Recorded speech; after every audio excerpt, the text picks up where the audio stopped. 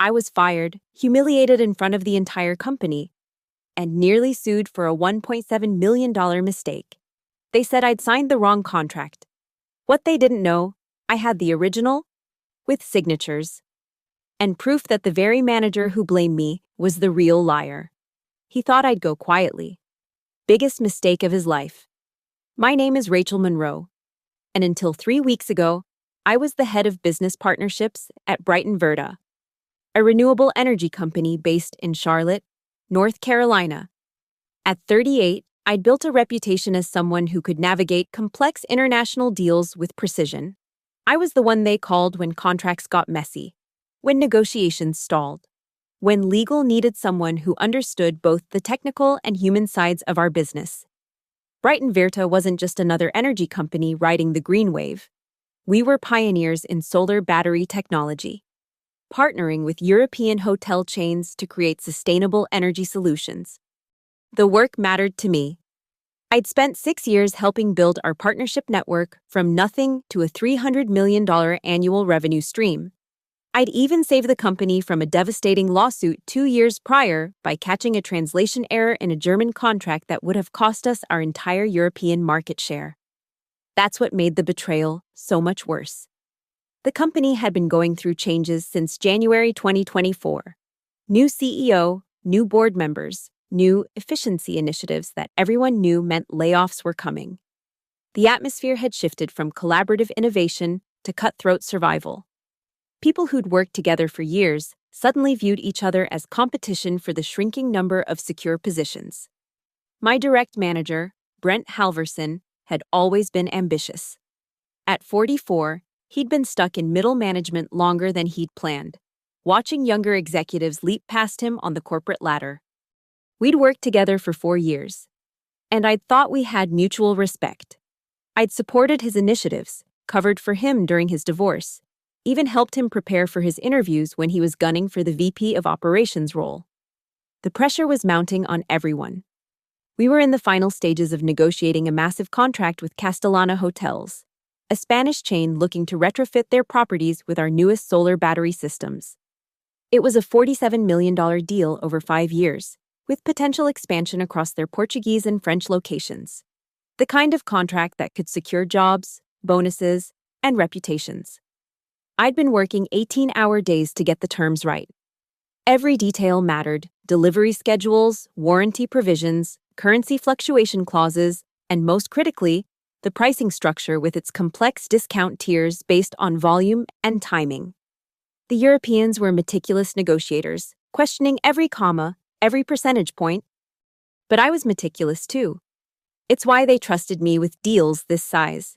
It's why I always printed hard copies for in-person signatures, marked them with my red pen annotations, and kept personal records of every major contract. It's why I knew, with absolute certainty, that the contract I'd submitted was correct. The accusation came on a Tuesday morning that felt like any other, until it wasn't. The executive conference room was packed when I walked in that Tuesday morning, coffee in hand, expecting another routine status update on our European partnerships. Instead, I found myself walking into an ambush. 23 faces turned toward me as I entered, their expressions ranging from uncomfortable to openly hostile. Brent stood at the head of the table, his usually friendly demeanor replaced by something cold and calculated. The CFO, Janet Williams, sat to his right, a manila folder open in front of her. The new CEO, Marcus Thornton, watched from the corner, his face unreadable. Rachel. Brent's voice cut through the silence. We need to discuss the Castellana contract. My stomach tightened, but I kept my expression neutral. Of course, is there an issue with the implementation timeline? The issue, Janet interjected, sliding a document across the table, is that you submitted the wrong version of the pricing structure. The discount tiers in Section 3.2 are completely wrong. I picked up the paper, scanning the highlighted section. My blood ran cold. This wasn't the contract I'd submitted. The volume discounts were off by 12%. The early payment incentives were doubled. And the currency adjustment clause had been modified. According to this version, We'd be losing money on every single battery unit after the first 1,000. This isn't possible, I said, my voice steady despite the panic rising in my chest. I reviewed this contract 17 times. I had it verified by legal, by finance, by no one, apparently. Brent interrupted. Because this is what was signed, this is what's binding, and this is going to cost us $1.7 million in lost revenue. The room erupted. Voices overlapped as department heads calculated the damage to their budgets, their teams, their bonuses. Through it all, Brent's voice rose above the chaos. I trusted you, Rachel. We all did. You were supposed to be our expert, our safeguard against exactly this kind of catastrophic error. He paused, letting his words sink in. Or was it an error? The implication hung in the air like poison gas. Several heads snapped toward me, suspicion replacing shock.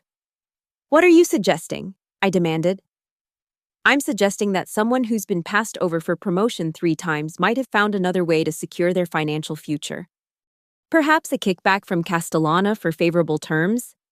The accusation was so outrageous, so unexpected, that I actually laughed.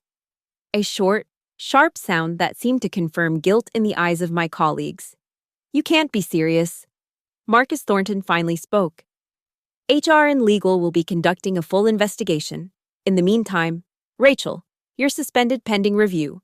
Please surrender your laptop, company phone, and access badges to security. The next 10 minutes blurred together. Security escorted me to my office, my former office, and watched as I packed 6 years of my life into a cardboard box. My hands shook as I removed family photos from my desk, academic awards from the walls, the small cactus my team had given me last Christmas. The news spread through the company like wildfire. By the time I reached the parking garage, my personal phone was buzzing with messages. Former colleagues expressing shock, asking if it was true, some already distancing themselves. The company's internal communication system, I learned later, had sent out a carefully worded announcement about irregularities in contract management and the temporary restructuring of the partnerships department. At home, I pulled up my personal files, desperate to prove my innocence. But when I logged into our cloud system, my access hadn't been revoked yet. I found something that made my blood freeze. The contract file's metadata showed it had been uploaded 3 days after I'd submitted it. The version history was gone. My digital trail had been expertly erased. Someone had planned this. Someone with administrative access and intimate knowledge of our systems. Someone like Brent, who'd been CC'd on every email, who knew my processes, who had conveniently volunteered to help with the final submission while I was handling a crisis with our German suppliers. As I sat in my home office, surrounded by boxes of my professional life, I realized the full scope of what was happening.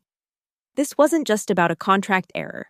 This was a calculated assassination of my career, orchestrated by someone I'd trusted. The only question now was whether I could prove it before they destroyed me completely. The next 72 hours taught me what professional isolation truly meant. My corporate email was deactivated within hours of my suspension. The company Slack went dark.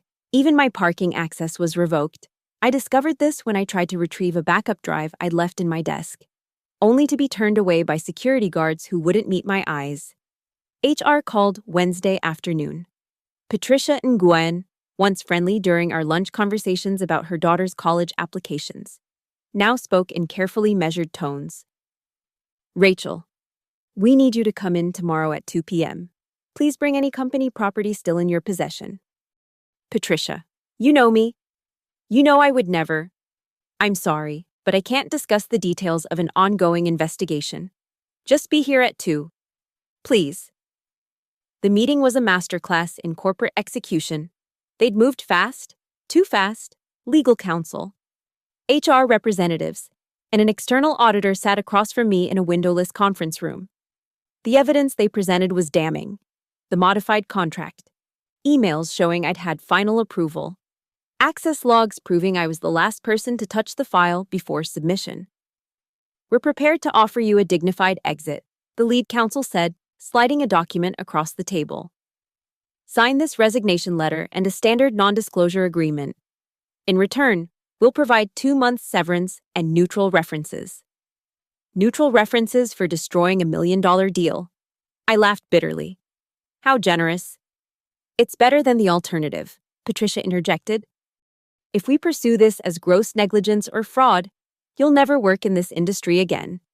You could face civil litigation, maybe even criminal charges. I stared at the resignation letter, admitting to a failure in contract oversight and accepting full responsibility for any resulting damages. Sign here, it said, and walk away quietly. Let Brent win. I need time to consider this. You have until Friday at 5 p.m., the lawyer said. After that, we proceed with formal termination and potential legal action. I left that building feeling hollowed out. 6 years of 12-hour days, of fighting for this company, of building something meaningful, reduced to a 2-page resignation letter and a threat. The betrayal went deeper than I'd imagined. Colleagues I'd mentored stopped returning my calls. LinkedIn connections quietly disappeared. Even Amy Chen from finance, who'd cried on my shoulder during her divorce, sent a cold text. I can't be associated with this. I'm sure you understand. Thursday brought worse news. A colleague still on the inside, one of the few brave enough to maintain contact, forwarded me screenshots of internal communications. Brent was already being positioned for the VP role, praised for identifying and containing a significant contractual risk. My name was poison. Emails discussed the former partnership's head like I was already a cautionary tale told to new hires. That evening, I sat in my kitchen, resignation letter on the counter, pen in hand. Maybe it would be easier to sign, to take the severance, to start over somewhere else. The weight of fighting seemed impossible when the entire system was aligned against me. My phone rang. Unknown number. Ms. Monroe, this is James Crawford from Tech Review Weekly. We're running a story about contract failures in the renewable energy sector. We understand you were recently involved in... I hung up. They were going to make this public. My professional destruction wouldn't be confined to Brighton Verda's walls. Friday morning arrived with a sense of finality. I'd barely slept, cycling between rage and despair. The resignation letter sat on my dining table, still unsigned. In 6 hours, I'd either sign my professional death warrant or face a legal battle I couldn't afford. I moved through my house like a ghost, absently straightening things that didn't need straightening. The study needed organizing. Months of work documents had piled up during the Castellana negotiations. I started sorting through the stacks. Technical specifications, meeting notes, draft agreements. And then I found it. Tucked between 2 folders of regulatory compliance documents was a printed copy of the Castellana contract. The real one. The one I'd had signed in person during our final meeting in Barcelona. My hands trembled as I flipped through the pages. There it was, Section 3.2, with the correct discount structure. Red pen marks in the margins where I'd noted last-minute clarifications. Signatures on every page.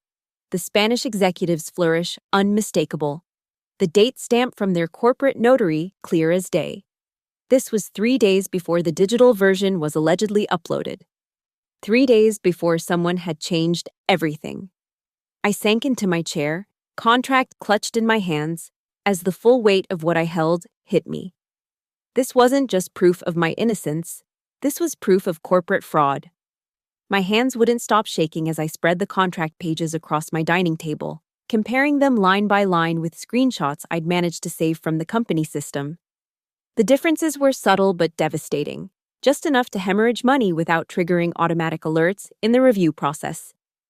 This wasn't an accident, this was surgical. I needed more than just the physical contract. I needed to prove the digital manipulation. My laptop was gone, but I still had access to personal cloud storage where I'd automatically backed up email attachments. A paranoid habit that might just save my career. At 11:47 a.m., I found it.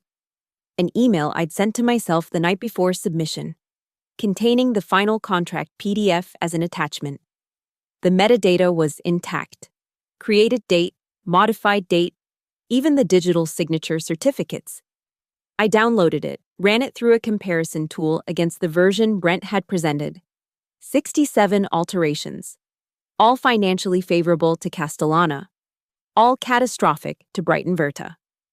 But the smoking gun came when I examined the metadata of the corrupted version more carefully.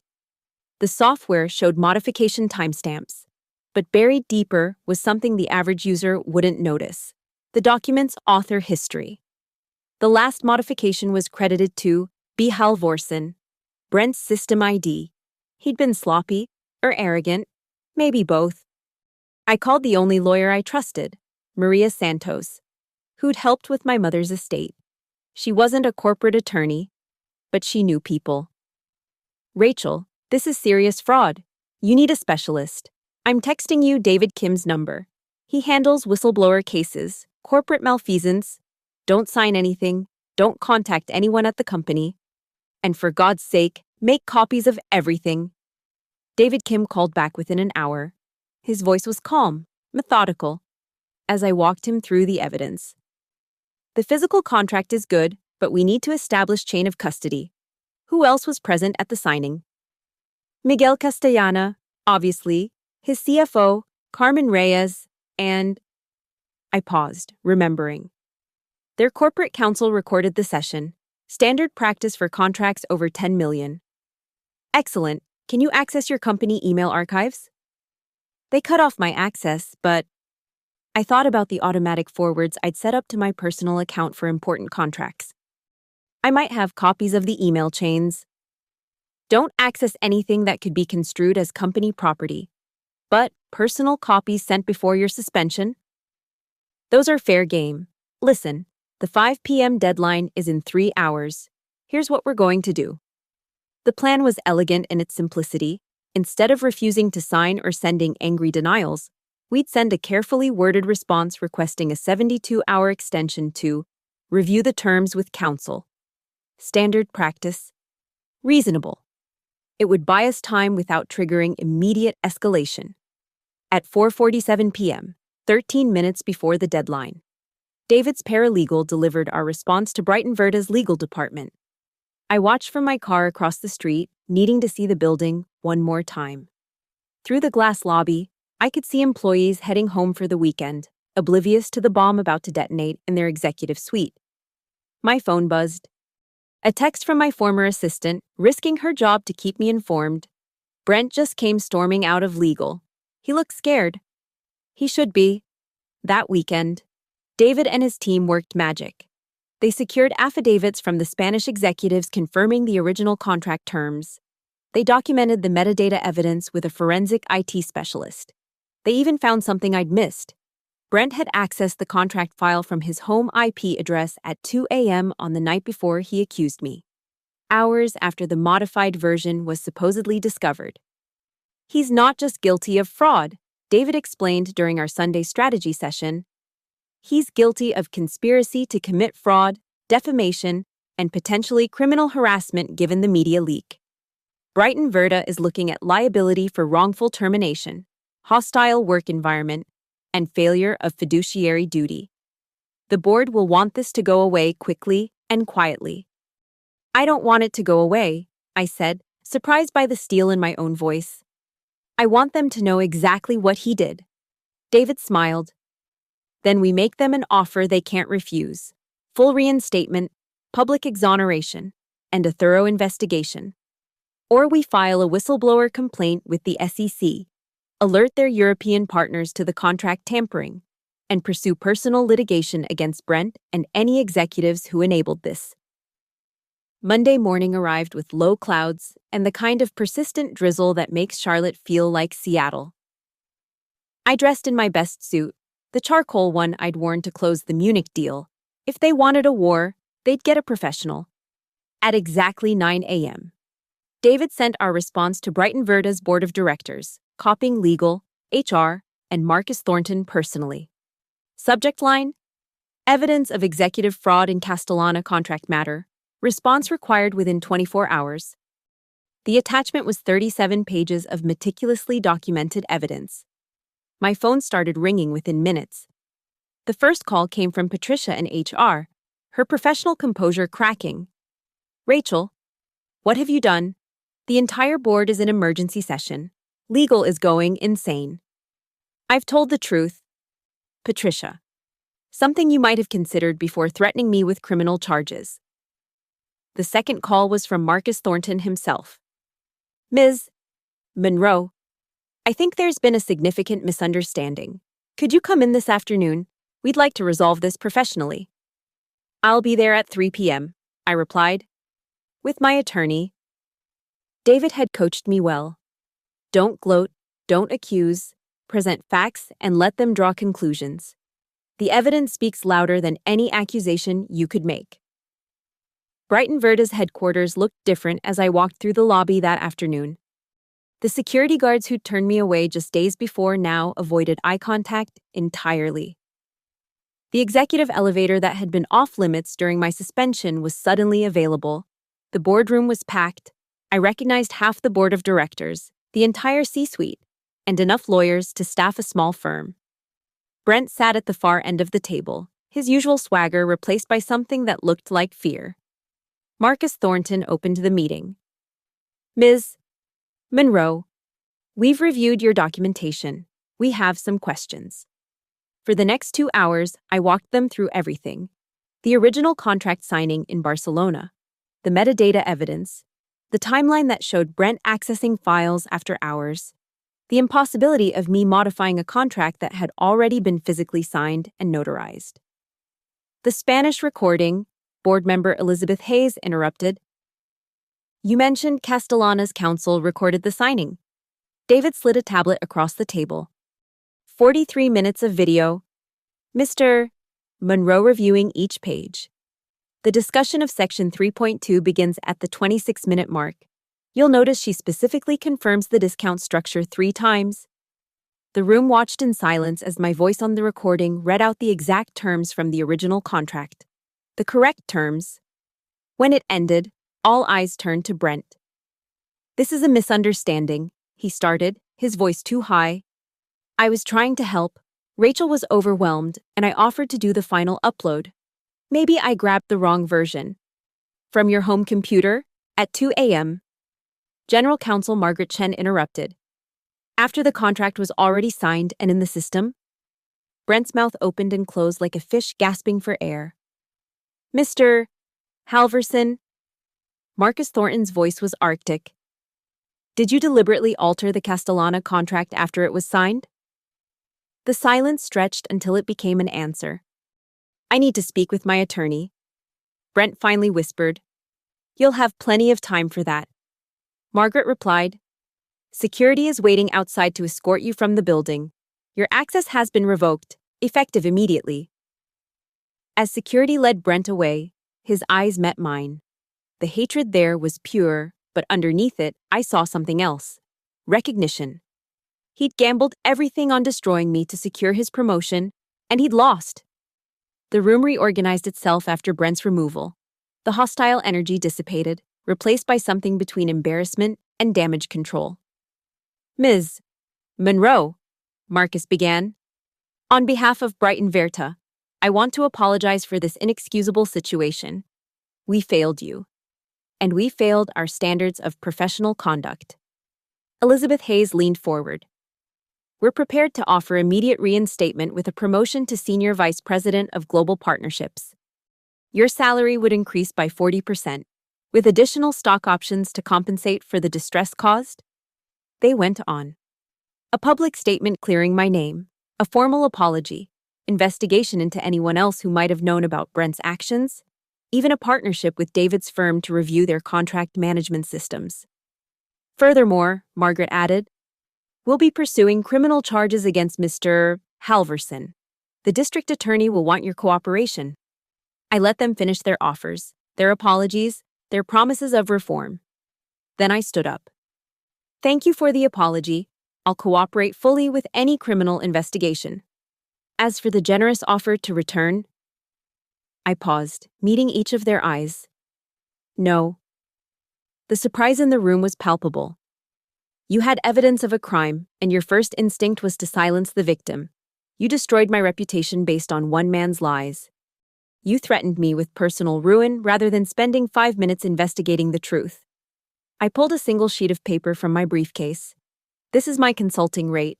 If you need my expertise to fix the Castellana contract or any other partnerships Brent may have compromised, you can hire me as an independent contractor, with a very expensive lesson learned about the value of trust. David and I walked out together, leaving them to contemplate the cost of their choices. In the elevator, he grinned. That was masterful. You know they'll pay whatever you ask. They'll pay. I agreed. But they'll never have my loyalty again. As we reached the lobby, my phone buzzed with a text from an unknown number. Heard you're free. Startup called Nova Bright Energy needs a chief partnership officer. Interested in building something without the corporate BS? Sandra Williams, CEO. I smiled, truly smiled, for the first time in weeks. Sometimes the best revenge isn't just proving them wrong, it's proving you were always too good for them anyway. The next morning, I woke to find my story had leaked. Not the tabloid version Brent had tried to plant, but the truth. Executive fired after exposing million-dollar contract fraud read the LinkedIn post that had already been shared over 1,000 times. Someone inside Brighton Verda, probably one of the board members trying to control the narrative, had released a carefully worded statement about recent personnel changes following the discovery of contract irregularities. My phone buzzed constantly. Reporters, headhunters, former colleagues suddenly remembering our friendship. I ignored them all except one. Miguel Castellana himself, calling from Madrid. Rachel, I just learned what happened. My legal team is appalled. We recorded everything, as you know. If you need any support for criminal proceedings, thank you, Miguel. The state's attorney will likely be in touch. I must ask, this won't affect our contract. Brighton Verta will honor the original terms. I made sure of that before I left. He paused. You know, we're expanding into the American market next year. If you're ever interested. 3 job offers before noon. It seemed professional assassination could backfire spectacularly when the truth came out. David called with an update. The forensic accountant found something interesting. This wasn't Brent's first attempt. There are irregularities in 3 other contracts over the past year, all showing similar patterns. Small changes, always favoring the other party. Always just under the threshold that would trigger board review. He was taking kickbacks? That's what the FBI will be investigating. White-collar crime division took the case this morning. They'll want to interview you. FBI. The word sat heavy in my mind. Brent hadn't just destroyed his career, he'd likely destroyed his life. Part of me felt satisfaction. Most of me felt tired. That afternoon, I met Sandra Williams at a coffee shop in South End. Nova Bright Energy was everything Brighton Verda wasn't. Lean, hungry, innovative. Sandra was a former Tesla engineer who'd raised $50 million to revolutionize battery storage. I'll be honest, she said, sliding a term sheet across the table. We can't match what Brighton Verda offered to get you back, but we can offer equity, real influence, and a chance to build something without the bureaucratic bullshit. The offer was compelling, Chief Partnership Officer, reporting directly to her, with a mandate to build their B2B channel from scratch. The salary was less than my old job, but the equity package could be worth millions if they succeeded. I need a few days to think about it. Of course. But Rachel, don't take too long. We're moving fast, with or without you. That evening, I sat in my home office, surrounded by the detritus of my Brighton Verta career. Awards, photos from company retreats, the crystal paperweight they'd given me for closing the German deal. 6 years of my life. My laptop dinged with an encrypted message from someone at Brighton Verta, one of the IT administrators, sharing what they'd found in Brent's email archives before legal locked them down. The threads revealed everything. Brent's growing desperation as younger employees advanced past him. His rage when I'd been promoted to department head, a position he'd assumed was his. The careful planning that began months ago, waiting for a contract big enough to serve his purpose. Even conversations with a competitor, promising inside information once he secured the VP role. But the email that stopped me cold was dated 3 weeks before the Castellana signing. Don't worry about Monroe. I found her weakness. She trusts the system. She actually believes merit matters more than politics. That naivety will destroy her. I was naive. I'd believed that good work spoke for itself, that integrity was its own protection. Brent had counted on that. The FBI interview happened Thursday morning in a sterile federal building downtown. 2 agents, recording equipment, and 4 hours of detailed questions. They showed me evidence I hadn't seen, screenshots of cryptocurrency transfers, messages on encrypted apps, proof that Brent had been selling information about our European partnerships to competitors. Ms. Monroe, Agent Sarah Coleman said, "We believe Mr. Halverson targeted you specifically because your reputation for honesty made you the perfect patsy. No one would suspect you of fraud." "Until they did," I replied bitterly. "Until you proved them wrong," she corrected. "Your documentation is the reason we have a case. Most corporate fraud goes undetected because victims don't keep records like you did." That afternoon, sitting in my car outside the federal building, I made my decision. I called Sandra Williams. "I'm in, but I have conditions." "I'm listening." "First, any contracts over $1 million require physical signatures with video documentation. Second, we implement blockchain verification for all contract modifications. Third, I want a personal liability insurance policy that protects me from false accusations." Sandra laughed. "Paranoid much?" "I prefer educated by experience." "Done. Can you start Monday?" As I drove home, past Brighton Verda's gleaming towers, I thought about trust. How it takes years to build and seconds to destroy. How organizations choose complicity over courage. How one person's ambition can shatter another's career. But I also thought about evidence, about the power of truth when it's documented, preserved, and presented without apology. About choosing to build something new rather than trying to repair something irreparably broken. Brent was wrong about one thing. Believing in merit wasn't naivety.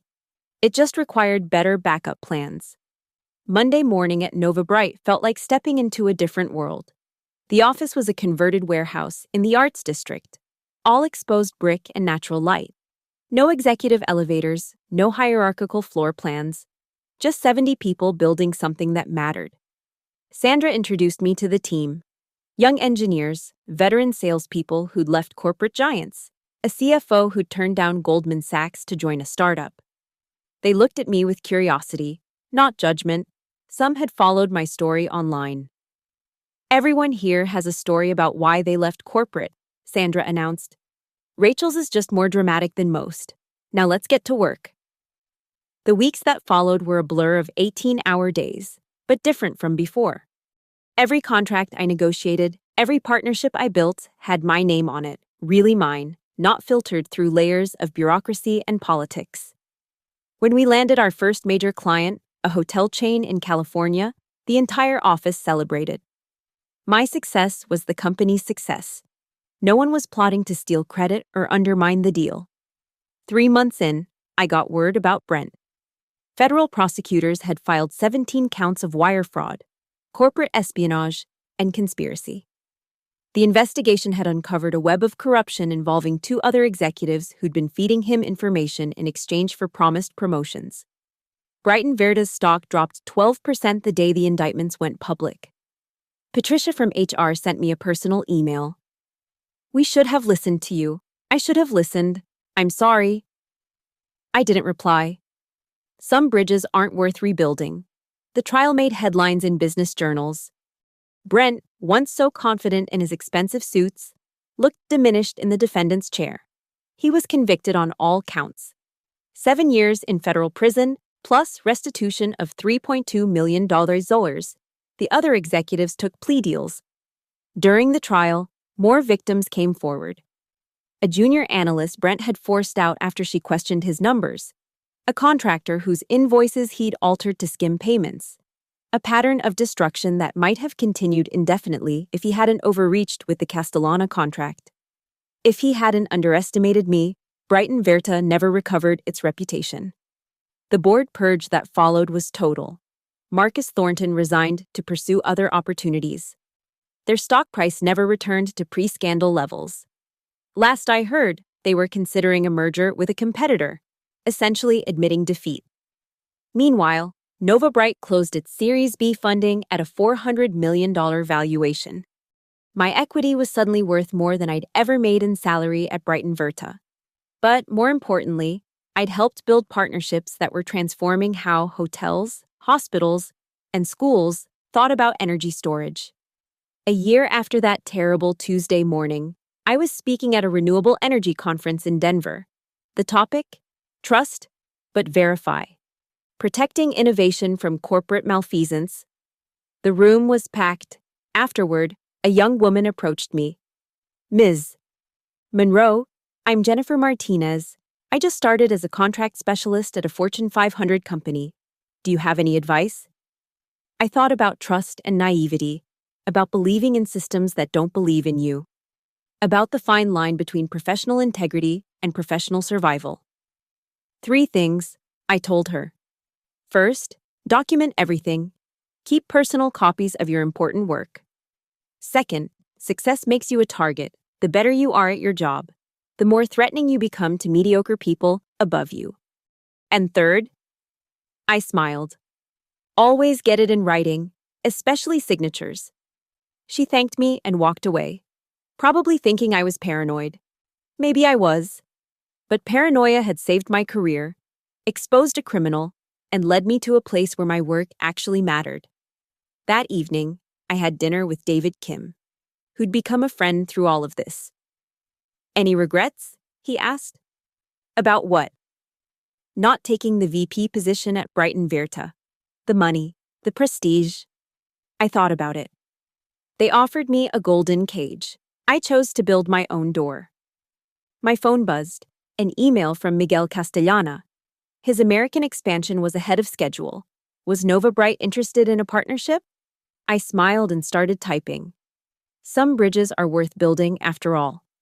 6 months later, when the Financial Times ran a feature on corporate whistleblowers, they used my photo on the cover. The headline, "The Contract That Exposed a Culture of Corruption." Brent was mentioned only in passing, a footnote in his own scheme. But I wasn't thinking about him anymore. I was too busy building something better. As I looked out over Nova Bright's expanding office, watching my team negotiate deals that would bring clean energy to underserved communities, I realized something. Brent had been wrong about everything, but especially about trust. Trust isn't weakness, it's strength. When backed by evidence, protected by documentation, and wielded by someone who refuses to let liars win. He thought I'd go quietly. He thought wrong. And that, as they say in the contracts I now sign with confidence, is legally binding. Thank you so much for listening to my story. I'd love to know where you're tuning in from. Drop a comment below and let's connect. If this story resonated with you, please subscribe to the channel and share your thoughts. Have you ever faced workplace betrayal? How did you handle it? Let's discuss in the comments.